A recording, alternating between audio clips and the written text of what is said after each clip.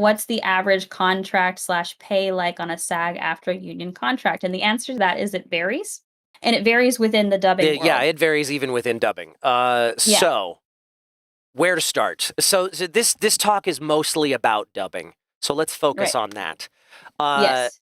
With dubbing work in specific, there are currently 3 potential union contracts in effect.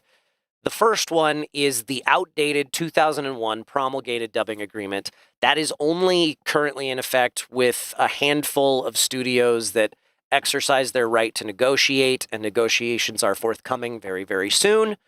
But until that time, they are allowed to continue working on the 2001 dubbing agreement. Those rates, and as far as I know, none of those studios are still paying the minimums from that contract.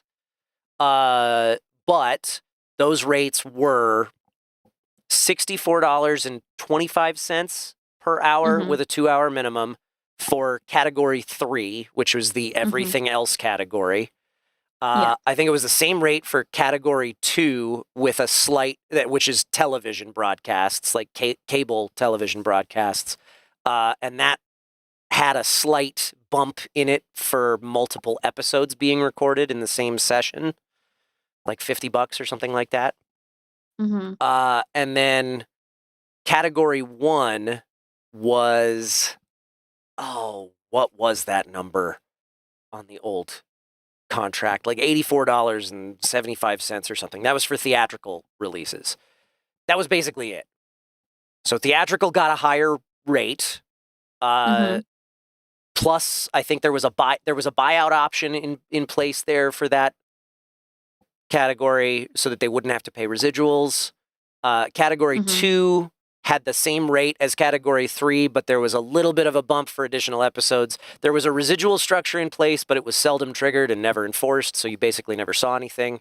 And then category 3, everything else, which meant streaming, because streaming wasn't a thing in 2001, $64.25 an hour. Nobody's paying those rates anymore, even though there are still a couple studios that are using that contract. They're paying a little bit, hopefully a lot higher, at least in some cases. So, I mean, myself being less educated about this stuff, honestly, I auditions and things that I've worked on that have come my way in terms of dubbing, I haven't really seen anything that goes below $87 an hour with a 2-hour minimum. And I would see things go up to and around 135 an hour with a 2-hour minimum. That's like after the buyout. So you have a base rate, and then they have a 50% buyout on top, so they don't have to worry about residuals, which just rounds out to about 135-ish. It's 133.50. So, I think is per where hour things are at right now. minimum. That's on the Netflix contract pays that much.